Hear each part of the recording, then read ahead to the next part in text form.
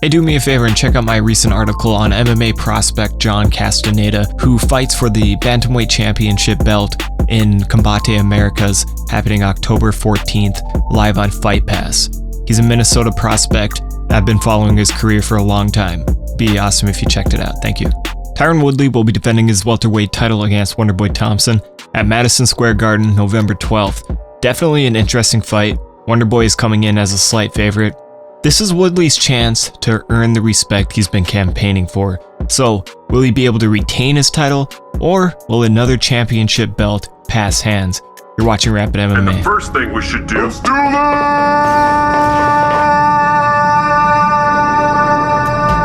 Before we talk technique, let me get something out of the way.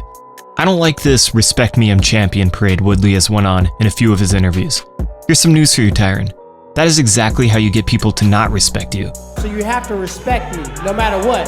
Tyron, you defeated a Koscheck who already lost to GSP, who lost via TKO to Robbie Lawler, and lost to Hendricks by split decision. Connett's leg was injured off a takedown. You got schooled by Rory McDonald.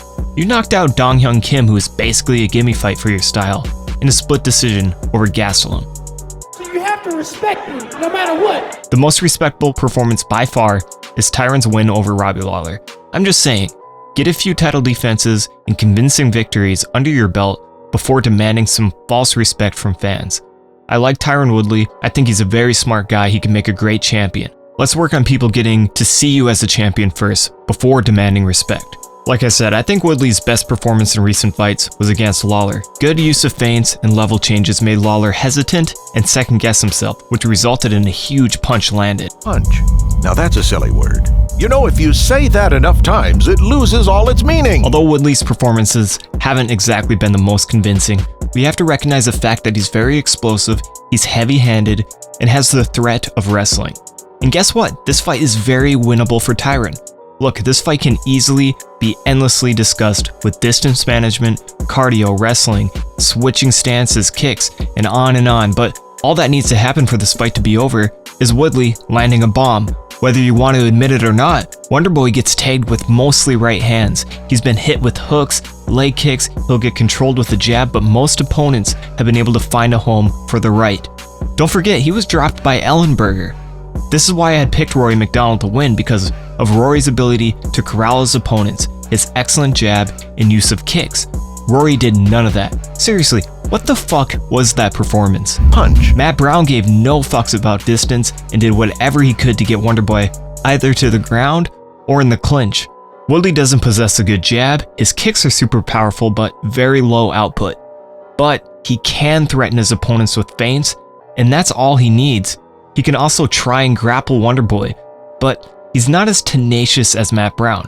Best case scenario for Woodley, in my opinion, is that Woodley uses a lot of level changes and feints. Wonderboy takes the bait and doesn't get out of the way in time of the right. Rory McDonald, Johnny Hendricks, Patrick Cote, Robert Whitaker, and Jake Ellenberger are all guys that have proven Thompson has a hole in his striking defense. It doesn't need to be a pretty revealing with jabs and corralling. It just needs to be fast and powerful. That's exactly what Woodley can do. I have a written breakdown of this fight, and one of the sections I titled, "Who the hell is Tyron Woodley?" Here's why. Fighters that have to fight me, they got the oldest damn footage on earth. What do you have to break me down? Like, think about it. You got me fighting Kelvin Gastelum. Yeah. And I basically chose to use speed, timing, and that's all I did that fight. Tyron isn't wrong. I feel like we don't know a lot about his progressions in the sport. So when you're thinking about this fight, you have to make some wiggle room and adjust for any development that we might see in this fight. Whether it's cardio or striking defense or footwork, anything, it could show up in this fight. So with that being said, I think Tyron's overall style is generally the same. It seems to be the game of baiting his opponents in to land a right hand or to take them down or tie them up. No real surprise here. I like to call it the wrestler's delight, a simple recipe of right hands and takedowns. Tyron has issues of his own though, that Wonderboy can totally provoke and capitalize on. If Wonderboy doesn't get his face smashed in right away, we're in for an awesome technique display. It's always fun to watch Wonderboy fight because he does fun shit. A huge tendency Wonderboy can capitalize on is when Woodley backs himself up to the fence. Most fighters will probably throw one big punch, then Woodley can tie them up or take them down. Punch. Punch. Thompson he will use long legs to stay on the outside and kick the shit out of them. Especially if you keep Woodley guessing, he'll freeze. So, just like what Rory McDonald did, Wonderboy will want to turn into Sub-Zero and freeze Woodley, aka Jax, against the cage. If Woodley tries to explode off the fence, Wonderboy can use what Robin Black likes to call the Intercepting Fist and catch him moving forward, while Wonderboy moves backwards. But what about the takedown? You know what I think? Be prepared because I have a hunch. Let's take a moment and think about Wonderboy's preparation for this fight. After the bout with Matt Brown, Wonderboy obviously knew he had some shit to work on. He had to fight Patrick Cote, Jake Ellenberger, Johnny Hendricks, and Rory McDonald. All of those fighters have wrestling in their back pocket. You don't think Wonderboy had to prepare for a wrestler in each one of these training camps? Not only takedown defense, but what about submission threats off of his back? Here's what I think. Against Woodley, don't be concerned with the takedown, especially in a 5-round fight. Sure, make Tyron work for it, and if he gets taken down, begin the threats off the back. Condit, Safadine, and Marquardt were all able to tie up Woodley. They didn't succeed in submitting him, but still, it's about the threat, and it's about using that opportunity to scramble or better position. Who knows, maybe Thompson can lock in a submission on Woodley. It's the element of surprise that could catch him. Plus, Wonderboy said he's trained with Ryan Hall in this camp, so that, in conjunction with his purple belt under Carlos Machado, practicing jiu-jitsu at 20 years old, and his long limbs, I think Wonderboy may have some tricks up his sleeves, and you heard it here first. Even if a submission doesn't occur, making Tyron grapple over the course of a few rounds could gas him, and that'll be all the better for Thompson to pick up the pace in later rounds.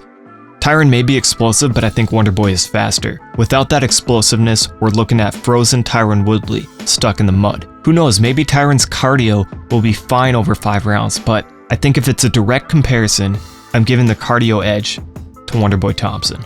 So what's this fight gonna look like? Who the hell knows? They both like to bait their opponent forward, so we could get a lot of them staring at each other. I don't trust Woodley to win 5 rounds.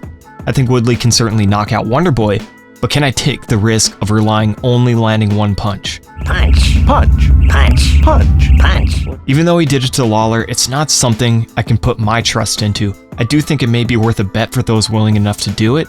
I just have to assume Wonderboy has prepared for the right hand and takedowns enough to not let himself get caught in that situation. I'm picking Wonderboy, and I'm sure you already know that, and it's going to be by stoppage. But I'm going to take a route here. I'm going to go with my weird hunch that he can get it by submission.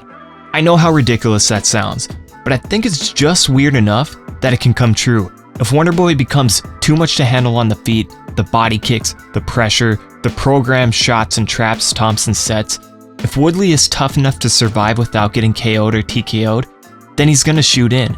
An exhausted, hurt Woodley making a mistake on the ground, and Wonderboy wraps him up or scrambles into a position to get a choke, I can run with that idea. I'm not afraid to laugh at this post-fight, but if you don't think that's possible, might I remind you that Bisping knocked out Rockhold and is fighting Dan Henderson for the title. I'm not saying that a submission is the most likely scenario.